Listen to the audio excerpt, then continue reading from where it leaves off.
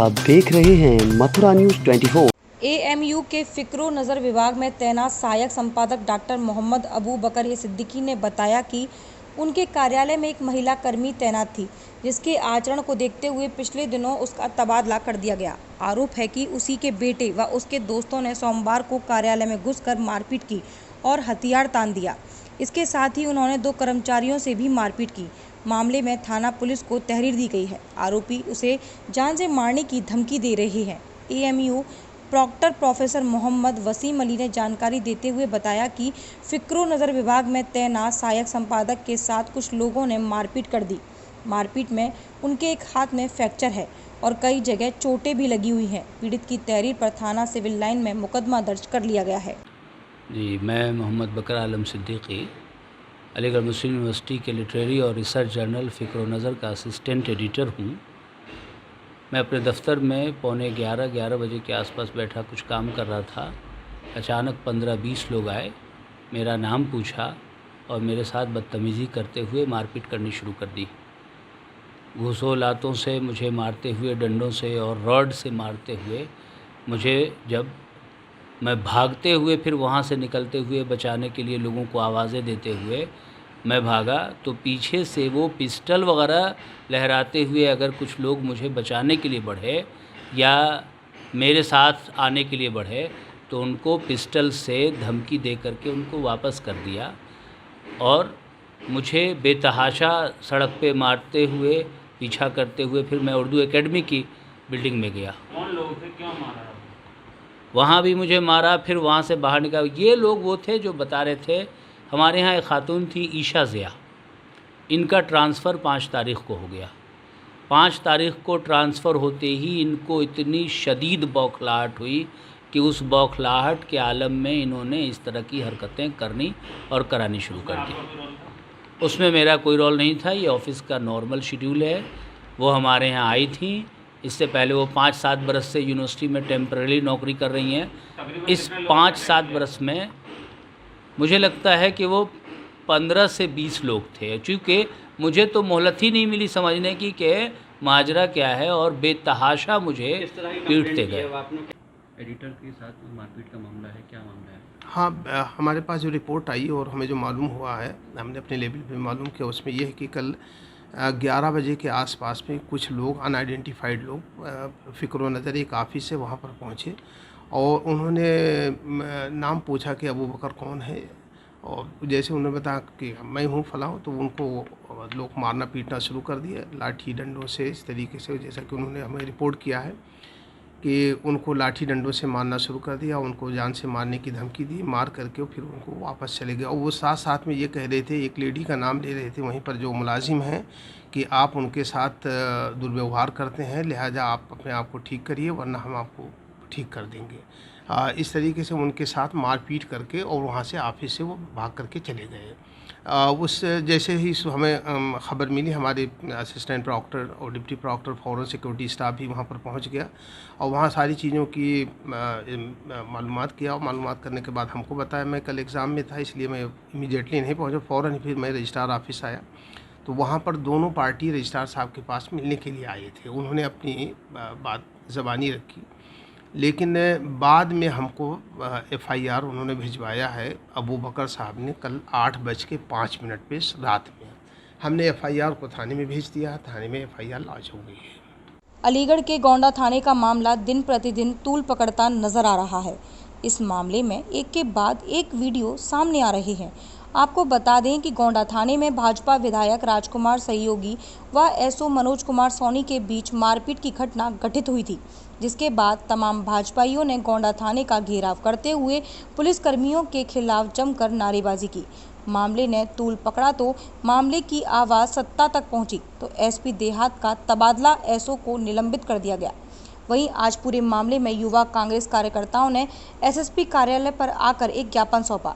युवा कांग्रेस के जिला अध्यक्ष कपिल शर्मा ने ज्ञापन के जरिए मांग की है कि विधायक जी ने थाने के सामने भारी भीड़ जो इकट्ठा की, जिसमें कहीं भी शारीरिक दूरी का पालन नहीं हुआ और जमकर नारेबाजी भी हुई, जो सरकार अपनी दबंगई के चलते दिखाया गया। विधायक जी के तमाम वीडियो सामने आ रहे हैं जिसमें दबंगई की घटनाएं भी घटित हुई हैं। पुलिस प्रशासन से मांग करते हैं कि पूरे मामले की निष्पक्ष जांच की जाए व ऐसे सत्ताधारियों पर उचित कार्रवाई की जाए, अन्यथा युवा कांग्रेस सड़कों पर उतरने के लिए बाध्य होगी। आज अलीगढ़ वरिष्ठ पुलिस अधीक्षक साहब को हमने ज्ञापन दिया है। जो भी गोंडा थाने में घटना घटित हुई है उसमें जो भारतीय जनता पार्टी के विधायक राजकुमार सहयोगी द्वारा वो नितांत एक पूरा नाटक है। उस नाटक के तहत जो उन्होंने सरकार प्रशासन के ऊपर दबाव बनाने के लिए ये सब कार्रवाई करी, ये सब नाटक किया। हमने आज ये मांग करी है कि उनके खिलाफ इससे पहले भी एक मारपीट का मामला सामने आया है जो सहारनपुर गांव मथुरा रोड पर पड़ता है। वहाँ पेट्रोल पंप में रात में लॉकडाउन के समय 12 बजे उन्होंने जो कर्मचारी थे उनके साथ मारपीट भी करी थी उन्हें उठाकर, और उसके खिलाफ मुकदमा भी दर्ज नहीं हुआ। क्या मांगे की गई हैं ज्ञापन में? आज हमारी मांग ये की गई है कि इनके खिलाफ कार्रवाई की जाए, सख्त से सख्त संजीदगी से उस पर जाँच करी जाए, एवं जो सांसद सतीश गौतम है उनके द्वारा जो वहाँ पर भीड़ इकट्ठी कर थाने पर जो वहाँ भीड़ भाषण दिया गया उसके खिलाफ सोशल डिस्टेंसिंग का पालन ना करते हुए उनके खिलाफ मुकदमा दर्ज किया। अलीगढ़ युवा कांग्रेस वालों ने ये कुंवर गौरंग देव चौहान और पंडित कपिल शर्मा जी इन लोगों ने एक ज्ञापन दिया है जिसको प्राप्त कर लिया गया है और ये श्रीमान एसएसपी महोदय को संबोधित है। आवश्यक कार्रवाई के लिए एसएसपी महोदय को उसको प्रेषित कर। थाना राया क्षेत्र अंतर्गत नहर पुल के समीप से एक टेम्पो को पुलिस ने पकड़ा जिसमें एक व्यक्ति से संदिग्ध मीट बरामद हुआ। दरअसल जानकारी के मुताबिक मुखबिर की सूचना पर पुलिस माट ब्रांच गंग नहर के पुल पर पहुंची, जहां एक टेम्पो में 3 लोग मथुरा की ओर जा रहे थे। जब पुलिस ने टेम्पो रुकवाया तो 2 लोग उसमें से भाग निकले। वहीं टेम्पो चालक को करीब 45 किलो खुले हुए मीट के साथ पकड़ लिया और टेम्पो के साथ तस्कर को पुलिस थाने ले आई, जिसने पूछताछ के दौरान बताया कि फिरोज और मुकीम के साथ वह मीट को बिक्री के लिए ले जा रहे थे। फिलहाल पुलिस ने पशु चिकित्सकों की टीम द्वारा मीट के सैंपल जांच के लिए भिजवा दिए हैं। वहीं पुलिस मामला दर्ज कर तस्कर गुड्डू को जेल भेज दिया है और फरार तस्करों की तलाश कर रही है। अलीगढ़ में अभिभावक आज जिला कार्यालय पर पहुंचे और स्कूलों में जो इस समय छूट नहीं दी जा रही और ऑनलाइन पढ़ाई में जो खर्चा हो रहा है उसको बंद करने को लेकर जिलाधिकारी अलीगढ़ के नाम संबोधित ज्ञापन ACM 2 रंजीत सिंह को सौंपा, जिसमें उन्होंने मांग की है कि कोरोना महामारी का प्रकोप सारे देश में चल रहा है। अलीगढ़ शहर की स्थिति भी काफ़ी समय से प्रभावित चल रही है। इस वर्ष मार्च से ही 3 लॉकडाउन लगातार चले आ रहे हैं, जिसके कारण शहर की अर्थव्यवस्था में काफ़ी बदलाव हो चुका है। ऐसे में अभिभावक अतुल राजा गोविंद मेहता ने कहा कि महामारी में स्कूल लगातार बंद चल रहे हैं, मात्र ऑनलाइन कक्षाएं कुछ स्कूलों के द्वारा चलाई जा रही हैं। इन कक्षाओं में भाग लेने के लिए भी नेट, कंप्यूटर, फ़ोन, बिजली आदि पर भी हम लोग काफ़ी खर्च कर रहे हैं और हमारा व्यवसाय, नौकरी या अपने सामान्य स्तर पर व्यवस्थाएं नहीं हो पा रही। ऐसी विषम स्थिति में स्कूल प्रशासन द्वारा लगातार पूरी फीस जमा करने के लिए मांग की जा रही है। इसे पूरा करने में हम जैसे अभिभावक असमर्थ हैं, पर अपने आप को असहाय महसूस कर रहे उन्होंने ACM को कहा कि कुछ इसी प्रकार की वित्तीय समस्याओं से स्कूल भी गुजर रहे होंगे।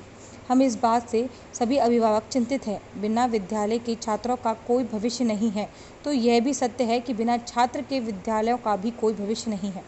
उन्होंने मांग की है कि हमारी व स्कूलों की वित्तीय समस्याओं पर सहानुभूति पूर्वक विचार करके न्यायपूर्ण निर्णय लिया जाए। कहाँ से शुरू किया था आपने, क्या रहा है आज?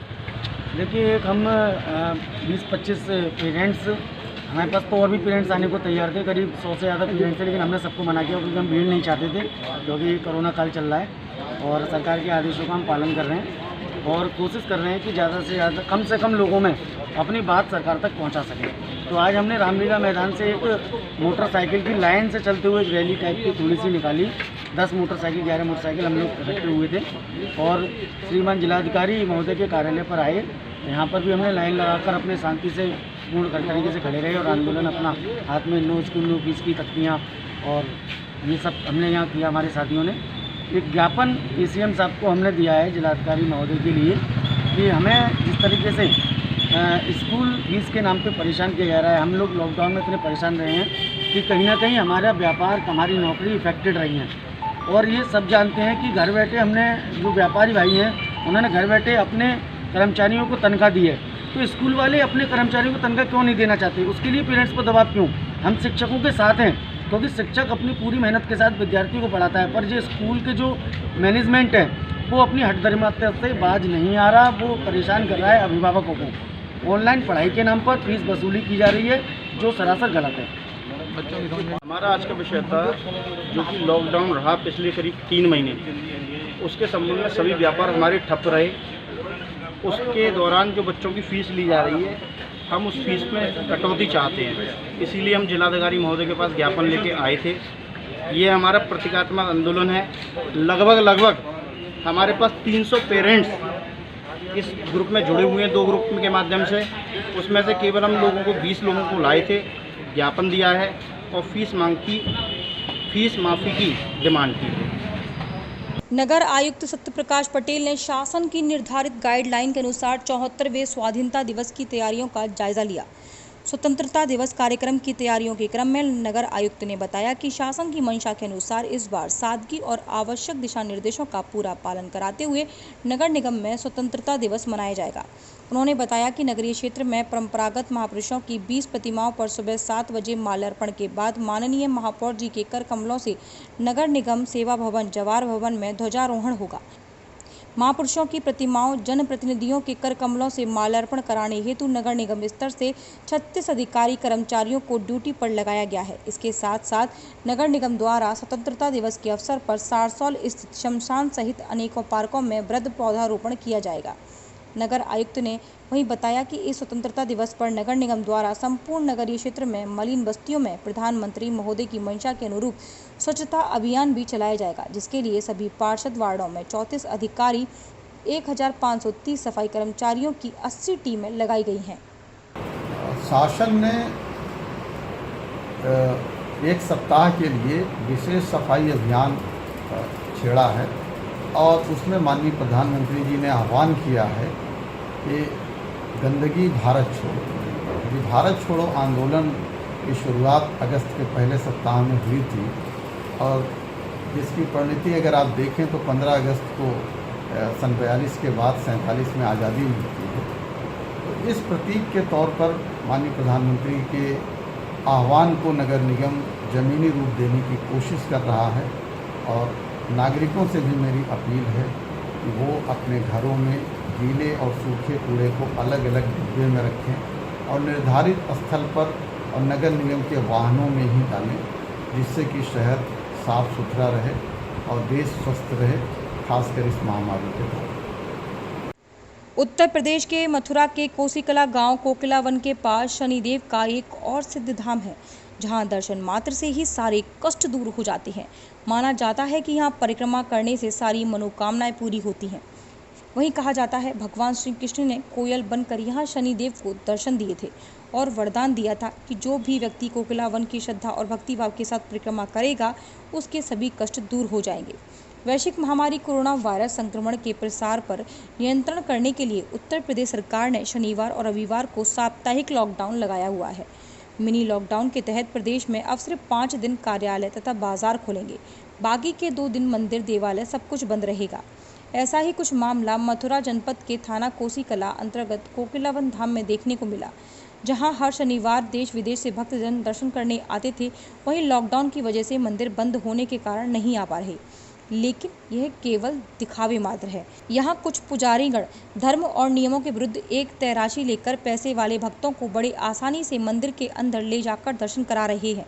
इससे तो सीधा ये सिद्ध हो रहा है कि नियम केवल गरीब भक्तों के लिए है। इससे तो मंदिर के पट खोल दिए जाएं या सबके लिए मंदिर बंद रखा जाए। कम से कम भगवान को तो पैसे से ना तोलो। अब देखना यह होगा कि जिला प्रशासन द्वारा लॉकडाउन में जो शनिवार व रविवार को मंदिर खोले जाते हैं उनके खिलाफ क्या कार्रवाई की जाएगी। काफ़ी देर हो गई है और भी लोग घुस गए हैं। इससे पहले आपने घुसने नहीं दिया। कहाँ से आए हो आप? कोशिश आए हो। आपको अंदर एंट्री क्या कह रहे हैं अंदर जाने के लिए? कितनी देर से खड़े हो आप यहाँ? जब तक आप वहाँ बहस करने का जभी से खड़े हो। उससे पहले आपसे जभी के लोग कुछ लोग आए थे उनको अंदर ले लिया गया था। ना पैसे देकर अंदर ले रहे हैं, वैसे नहीं ले रहे हैं। भक्ति वेदांत स्वामी मार्ग स्थित अक्षय पात्र फाउंडेशन एवं खुशहाली फाउंडेशन के संयुक्त तत्वाधान में मथुरा जनपद स्थित फरे बलदेव छाता कोसी गोवर्धन एवं राया ब्लॉक के 150 विद्यालयों में 8000 विद्यार्थियों को फलदार पौधे वितरण का कार्यक्रम शुक्रवार मथुरा एवं फरे ब्लॉक के विद्यालय से प्रारंभ किया गया। कार्यक्रम के प्रथम दिवस पर 36 विद्यालयों के 1800 विद्यार्थियों को अमरूद, जामुन, नीम, पापड़ी एवं नींबू की पौधे वितरित किए गए। इस कार्यक्रम का शुभारंभ दीप प्रज्वलित कर किया गया। कार्यक्रम की अध्यक्षता कर रहे अक्षय पात्र के अभय कार्यक्रम संयोजक श्री जितेंद्र शर्मा ने कहा कि आज पूरा विश्व ग्लोबल वार्मिंग की समस्या से दो चार हो रहा है। ऐसे में हमारे विद्यार्थियों द्वारा पौधे रोपित कर पर्यावरण का संरक्षण का कार्य संपन्न होगा। साथ ही बच्चों में पर्यावरण के प्रति जागरूकता का समावेश होगा। हमारे विद्यालय में ब्रज क्षेत्रीय शिक्षा कायाकल्प के द्वारा अमरूद और जामुन के, नीम के और पाखड़ के पौधे आए हैं, जिनका 50 पौधे हैं, जिनका हम कल 15 अगस्त वाले दिन बच्चों को वितरण करवाएंगे, तो बच्चे अपने घर में इन पौधों को लगाएंगे। हम सम्मिलित विद्यालय ग्राम 13 में विद्यालय पौधा वितरण के लिए आए हैं, जिसमें ब्रज क्षेत्र शिक्षा कायाकल्प के द्वारा पौधों का वितरण हुआ है। खुशहाली फाउंडेशन व अक्षय पात्र फाउंडेशन के सहयोग से ये विद्यालय तक पौधे पहुंचाए जा रहे हैं, जिसमें आज सम्मिलित विद्यालय की प्रधानाचार्य हमारे बीच हैं। पौधा भेंट कर हमने आग्रह किया है कि ये बच्चों के लिए पौधे लगाएं, बच्चों के लिए पौधे बांटें और गांव में अधिक से अधिक ये पौधे लगें और इनका संरक्षण हो सके। ऐसी प्रधानाचार्य जी जिम्मेदारी ले रही हैं। धन्यवाद। JS public school Noida road Aligarh में शैक्षणिक कार्य में सम्मिलित प्रार्थीगणों को बिना अग्रिम सूचना दिए एवं पिछले 3 माह का वेतन दिए बिना ही स्कूल प्रबंधन द्वारा निकाल दिया गया। जब स्कूल प्रबंधन से निकालने का कारण पूछा गया तो कोई भी जवाब आज तक नहीं दिया गया। प्रार्थीगणों द्वारा वेतन की मांग करने पर स्कूल प्रबंधन द्वारा अपनी मनमानी करके शैक्षणिक कार्य से हटा दिया गया और स्कूल प्रबंधन द्वारा खुलवाए गए बैंक खातों में वेतन का भुगतान भी नहीं किया गया है तथा वित्त वर्ष 2019-20 एवं 2020-21 में अभी तक मात्र 3 अथवा 4 बार ही बैंक खातों के माध्यम से वेतन का भुगतान किया गया। स्कूल के द्वारा बैंक में खुलवाए गए खातों में अधिक धनराशि डाली जाती है और अध्यापकों की निर्धारित वेतन धनराशि, जो कि बैंक में जमा की गई धनराशि से काफ़ी कम होती है, को काट कर अधिक धनराशि को स्कूल कार्यालय द्वारा वसूल किया जाता है, जो कि कानूनी तौर पर गलत है। स्कूल कार्यालय को भी अनेकों बार सूचित कराया गया है, किंतु आज तक कोई भी कार्रवाई नहीं की गई। इसी समस्या को लेकर पीड़ितों ने आज SSP कार्यालय में एक प्रार्थना पत्र सौंपा और न्याय की मांग की है। JS public school physical education teachers बात कर रहा हूँ। प्राइवेट JS पब्लिक स्कूल में प्राइवेट टीचरों को निकाला जा रहा है बिना इन्फॉर्मेशन दिए हुए। 3-3 महीने से पेमेंट नहीं दिया गया है। काफ़ी टीचर इसमें हैं जो बोल नहीं सकते बेचारे। काफ़ी लोग परेशान हैं इस कारण। हम लॉकडाउन में कहाँ जाएं, किसके पास जाएं? स्कूल वालों बिना इन्फॉर्मेशन दिए रिमूव किया है हमको। हमने इसकी कार्रवाई करने की कोशिश कर रहे हैं और की है। अभी जो विज्ञापन दिया है आपने किस महोदय DIOS महोदय को हमने विज्ञापन दिया है और हम इसकी कार्रवाई से जांच करवाना चाहते हैं। DIOS सर की क्या कहना है? उनसे कहना सर इसकी सख्त से सख्त कार्रवाई की जाए स्कूल के खिलाफ। जितने भी प्राइवेट सेक्टर में स्कूल उनकी सख्त से सख्त कार्रवाई की जाए। ठीक है। आएंगे उन गाँव के बारे में जहां एक तरफ सरकार तमाम वादे कर रही है गरीब को सरकारी योजना देने की, वहीं दूसरी तरफ गरीबों को सरकारी योजना नहीं मिल पा रही। ऐसा ही एक मामला गांव रामपुर में देखने को मिला, जहां इकलौता परिवार बरसात के पानी के कारण अपनी छत पर सोता है। इसी घर में कई पीढ़ियां भी गुजर गईं। इस पर सरकार की तरफ अभी कोई आर्थिक सहायता की मदद नहीं मिली। ग्राम पंचायत रामपुर ब्लॉक मथुरा की बात कर रहे माली का इकलौता परिवार कई पीढ़ियों से इस गाँव में रह रहा है, पर अभी तक इनको सरकार की तरफ से कोई लाभ नहीं मिला। परिवार के सदस्यों का कहना है कि हमें काफ़ी वर्षों से इसी तरह इसी गांव में रह रही हैं। सरकार की तरफ से हमें कोई ऐसी आर्थिक सहायता नहीं मिली जिससे कि हम अपना गुजारा कर सकें। सरकार ने इतना कुछ शौचालय बनवाया, लेकिन हमारे लिए कुछ भी नहीं हुआ। जब हम अपने ग्राम प्रधान से बात करते हैं तो वे हमारी नहीं सुनता। हमारा राशन कार्ड भी अभी तक नहीं बना। आप साफ तौर पर देख सकते हैं इन तस्वीरों में कि किस तरह इकलौता परिवार अपने बच्चों को लेकर छत पर रह रहा है। घर में पानी भरने के कारण छत पर सो रहा है। ऐसे लोग आपको हर गांव में देखने को मिलेंगे, जहां एक तरफ सरकार तमाम वादे कर रही है, वहीं दूसरी तरफ आला अधिकारी इनकी एक नहीं सुनता। क्या नाम है तुम्हारा? मेरा नाम गिरिजा प्रसाद है। गाँव रामपुर है। अच्छा, आप बताओ, आप स्त्री कैसे निकलते होंगे? यहाँ 70 साल से रह रहे थे। 3 पीढ़ी कट गई यहाँ डोरी यार। कोई रास्ता नहीं है, कोई गांव की कोई सुविधा नहीं है। यहाँ गांव से कोई आर्थिक सुविधा कैसी भी ना मिली आज तक 70 साल से। किसी आला अधिकारियों से आपने कहा कि सेक्टर यहाँ के सचिव हैं या कोई प्रधान ना है? कहा उन्हें, ना कोई सुविधा करी कैसी भी। ना शौचालय ना कोई सुविधा ना है, ना कोई प्लॉटिंग की, ना कोई रहने सहने की कोई सुविधा नहीं। तो ये पानी हर साल पड़ता होगा जी? हाँ, हर साल ही ना पानी बढ़ जाए नहीं तो कोई रास्ता ना निकलवे को। परिवार तुम्हारा इकलौता है? हाँ इकलौता है, 70 वर्ष से रह रहे हैं यहाँ, 70-80 वर्ष से।